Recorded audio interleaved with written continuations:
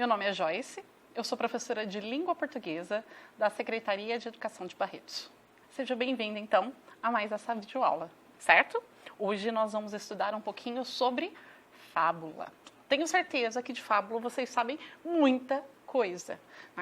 As crianças costumam ler muita fábula lá na educação, desde a educação infantil, os professores leem para ela, no ensino fundamental, eles têm muito contato com fábula e vocês, com certeza, conforme eu for explicando, vocês vão falar, eu já vi isso, eu sei isso. E a gente vai aproveitar e falar um pouquinho também sobre narrador, sobre ordenação dos fatos, como que acontece, certo? Então vamos começar. Características de uma fábula. Vocês se lembram? Quais são as características da fábula? O que é uma fábula, então? Vocês recordam? Primeira coisa, né? Vamos ver aqui, essa aqui é uma imagem de uma fábula muito conhecida, da Raposa e as Uvas. Vocês conhecem? É aquela que a raposa, ela vê as uvas, né? E aí a raposa vai lá e tenta pular, ela tenta pegar aquelas uvas e ela salta, tenta pegar de todas as formas as uvas, mas ela não consegue. Aí no final, ela vira assim, ergue o ombro e fala, eu também não queria, né? Elas estavam verdes. Então, do que essa fábula está falando? Do que ela está falando? Né? Sobre o quê? O que essa raposa representa?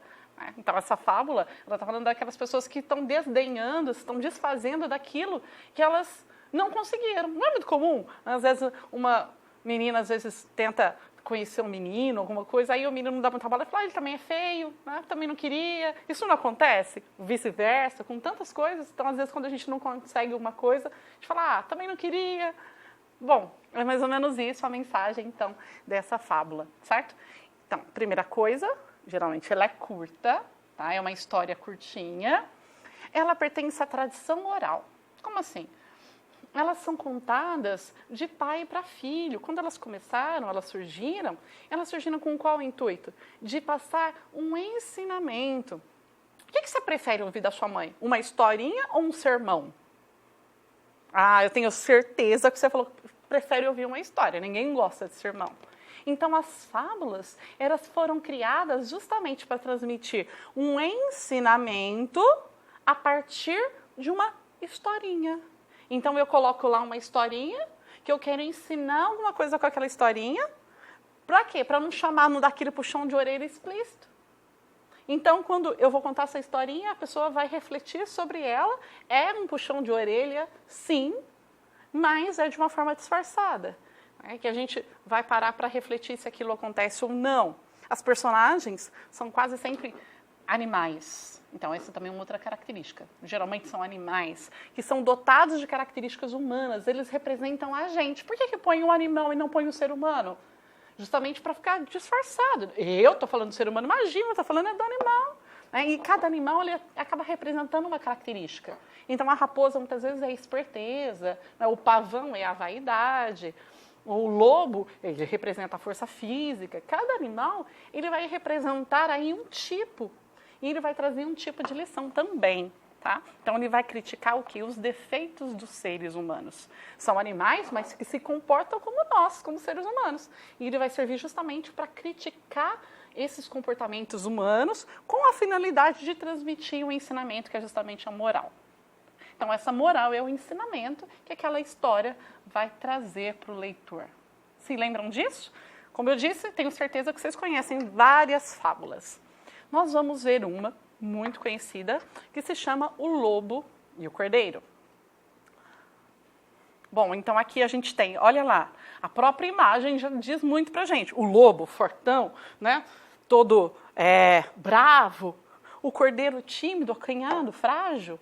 E é justamente essa representação aí que vai ser expressa na fábula. Aqui a imagem do cordeirinho, frágil. Então, um cordeiro estava bebendo água num riacho. O terreno era inclinado e, por isso, havia uma correnteza forte. Então, a água passava bem rapidamente. Quando ele levantou a cabeça, avistou um lobo, também bebendo da água. Como é que você tem coragem de sujar a água em que eu bebo? Disse o lobo, que estava alguns dias sem comer e procurava algum animal apetitoso para matar a fome. Aí, olha só a resposta que esperta do cordeiro. Senhor, respondeu o cordeiro, não precisa ficar com raiva, porque eu não estou sujando nada. Bebo aqui, uns 20 passos mais abaixo, e é impossível acontecer o que o senhor está falando. Então, se o terreno era inclinado e ele está aqui embaixo, a água vem de cima para baixo. Era impossível que ele estava sujando a água que o lobo estava bebendo. Você agita a água, continuou o lobo ameaçador. E sei que você andou falando mal de mim no ano passado. Arrumou outro pretexto, outra desculpa. Ele andou falando mal no ano passado do lobo. E olha a resposta, então, aqui a imagem do lobo. Não pode, respondeu o cordeiro. No ano passado, eu ainda não tinha nascido. Ele era um cordeiro pequenininho, jovem, não tinha nascido. O lobo pensou um pouco e disse, se não foi você, foi o seu irmão, o que dá no mesmo. E olha, mais uma vez a resposta do cordeiro. Eu não tenho irmão, disse o cordeiro. Sou filho único. Então ele tentou acusar o cordeiro de todas as formas. Estava sujando a água, que falou mal dele, que foi o irmão, e não conseguiu. Né? Alguém que você conhece, algum outro cordeiro, um pastor ou um dos cães que cuidam do rebanho, e é isso que é preciso que eu me vingue. Então ali, dentro do riacho, no fundo da floresta, o lobo saltou sobre o cordeiro, agarrou-o com os dentes e o levou para comer num lugar mais sossegado. Então, de qualquer jeito, ele devorou o cordeiro. Ele só precisava de uma desculpa. Então, moral, a razão do maior é sempre a melhor. Né? A razão do mais forte é sempre a melhor. Por quê? Então, ele está falando que, às vezes, as pessoas precisam da força bruta para vencer. Que, infelizmente, quantas pessoas, às vezes, não se valem da força física porque não conseguem ganhar na argumentação. O lobo conseguiu ganhar do cordeiro na argumentação? De jeito nenhum. Né? Ele tentou incriminar o cordeiro de todas as formas. No final, ele desistiu, falou que precisava de um motivo qualquer e comeu o cordeiro mesmo assim. E isso realmente acontece. Vamos pensar nos elementos aí da narrativa. Quem são os personagens? O lobo e o cordeiro. Onde que aconteceu? Que lugar? Aconteceu numa floresta, ali próximo a um rio, certo? O que mais? Qual que era o enredo? O enredo é a história propriamente dita, né? Que eles estavam bebendo água, o lobo tentou incriminar o cordeiro, tentou arrumar um motivo para ele devorá-lo, e mesmo assim não conseguindo, ele ainda comeu o cordeiro. E aí? O que mais que eu tenho? Narrador. Que tipo de narrador que eu tenho?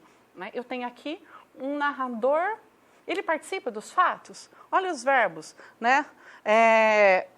O lobo pensou um pouco e disse, não aparece nenhuma vez um verbo na primeira pessoa, então eu tenho aqui um narrador que não participa da história.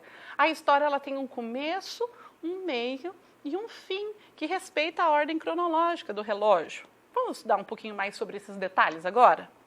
Bom, primeira coisa sobre a ordenação dos fatos. Existem duas formas de ordenar esses fatos. A linear, como a da história que nós acabamos de ver, em que os fatos, os acontecimentos, eles são apresentados na ordem cronológica. O que é a ordem cronológica? A ordem do relógio. Então, a sucessão de fatos acontece na ordem mesmo em que eles aconteceram. E o que seria, então, essa não linear? Tenho certeza que vocês já viram um filme assim que começa e, de repente, para 3 meses antes, e aí volta. Né? Ou então, e você começa assistindo o filme e aí ele fala assim, 2 anos depois, e ele vai para frente. Então, isso não está seguindo a ordem cronológica do tempo do relógio.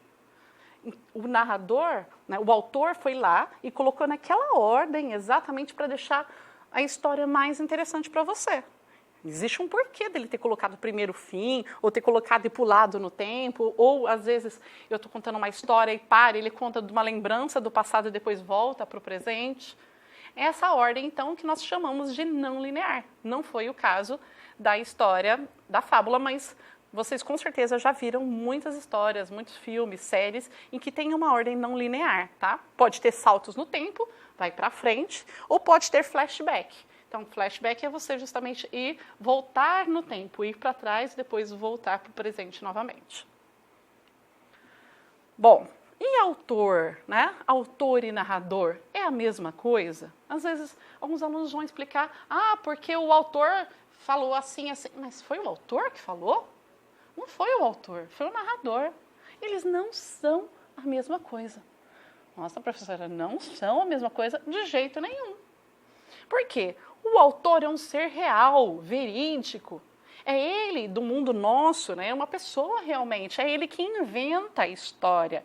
Então, além de inventar, ele vai lá e ele escreve a história. Já o narrador é uma invenção do autor. Então, quem vai contar essa história, eu posso ter, às vezes, uma mulher que coloca na sua história, ela é uma escritora, mas o narrador é um homem. E daí? Não importa. Então, não é ela. Ou mesmo que seja um homem, o escritor e o narrador seja um personagem, uma pessoa do sexo feminino, né? Ou do sexo masculino, no caso, se for igual, não quer dizer que é ele que está falando. Ele inventou aquela pessoa que está contando a história. Tá? Então, é justamente essa invenção do autor, que é o narrador, e ele que vai contar a história para você. Aqui, então, nós temos, olha, é o narrador que faz essa história sair de dentro do livro, faz a história vir para o mundo real, faz a história participar, ganhar a nossa imaginação e não ficar justamente só ali dentro do livro. E aí, foco narrativo. O que é isso? Foco narrativo. Como que aquela história ela é contada? Ela pode ser contada em primeira pessoa, quando eu tenho um narrador personagem. Então, muitas das histórias que nós vimos, que a gente vê no nosso dia a dia, o personagem ele faz parte, ele é o narrador. E aí ele vai, quando isso acontece, ele vai conseguir contar muito mais os seus sentimentos, as suas angústias. A gente se envolve com o jeito de olhar daquele personagem, que é o narrador. E aí, nessas histórias, por exemplo, quando eu pego lá o Diário de um Banana, quem é que conta? Eu tenho o narrador em primeira pessoa, é o Greg que conta essa história. E aí a gente sabe muito mais do jeito que ele pensa, a forma com que ele age, a gente se aproxima do personagem que é o narrador, tá? Eu vou achar muitos verbos e pronomes como eu, nós, na primeira pessoa, por isso que é o narrador em primeira pessoa. E segunda pessoa, professora, existe? Não existe. Ou é a primeira pessoa, ou seja, ele faz parte da história, ou é a terceira, ele não faz parte. Ele está contando de uma outra história que não aconteceu com ele. E aí, quando eu tenho em terceira pessoa, eu vou ter dois tipos de narrador distintos. Um narrador observador, que é limitado. Que é isso? Por que ele é limitado? É como se fosse uma câmera, que fica lá no alto. E essa câmera vai contar só aquilo que vê. Então, aquilo que ele está vendo, ele conta. Ele observa o que se passa, mas ele não sabe, por exemplo, do que vai acontecer depois ou antes. Ele não sabe do que acontece, o que o personagem está pensando. Ele só conta o que ele vê, tá? Já o narrador onisciente, olha essa palavra, onisciente. Né? Ciente que sabe, oni de tudo. Então, o narrador que tudo sabe e tudo vê. Parece que ele tem uma bola de cristal. Ele sabe o que está acontecendo aqui, ele sabe o que está acontecendo lá do outro lado, lá fora também. Ele sabe dos pensamentos dos personagens, ele sabe de tudo o que acontece, ele pode saber até do futuro, o que você ainda não resolveu, mas ele sabe o que você vai pensar, o que você vai decidir. Então, esse narrador onisciente é aquele que sabe de tudo. Certo? São esses os detalhes mais importantes que eu queria passar para vocês hoje, sobre a ordenação dos fatos e sobre o foco narrativo, né, os tipos de narrador. Por quê? Por exemplo, um narrador, quando ele é onisciente, eu tenho que saber justamente que ele vai me contar detalhes que, se fosse uma pessoa, um narrador personagem, ele não conseguiria falar o que o outro está pensando. Vou também, quando eu tenho, às vezes, um narrador em primeira pessoa, às vezes ele vai contar uma história e ele vai contar o lado dele. Então, ele não é imparcial. Ele vai defender, igual quando você briga com o seu irmão, você vai contar para sua mãe. Você conta exatamente o que aconteceu ou você conta o seu lado da história? Então, um narrador em primeira pessoa, às vezes, tem alguns livros que a gente tem que ficar esperto. Não pode acreditar em tudo que ele conta, porque ele vai contar a história sempre do seu jeito. Tá? Então, vamos retomar o que nós vimos hoje? Olha lá. A fábula é uma narrativa em terceira pessoa, cujos personagens são animais e que transmitem sempre um ensinamento. Sobre a ordenação dos fatos, a gente falou que eles podem ser lineares, ou acontecem de acordo com a ordem do relógio, ou não lineares. Quando, às vezes, ele vai para o futuro, volta para o passado, não é o começo, o meio e o fim certinho na ordem. E o foco narrativo, ele pode ser, então, em primeira pessoa, quando eu tenho um narrador que também é um personagem da história, ou ele pode ser em terceira pessoa, quando o narrador ele não participa da história. E aí, Ele pode ser observador, quando ele só conta o que ele vê, ou o onisciente, que é aquele narrador que sabe de tudo. Espero que vocês tenham gostado, tenham pensado em várias histórias que vocês conheçam, nas fábulas, e que vocês consigam fazer os exercícios com muita atenção e capricho, certo? Tudo de bom para vocês, um beijo e a gente se vê numa próxima aula. Tchau, tchau!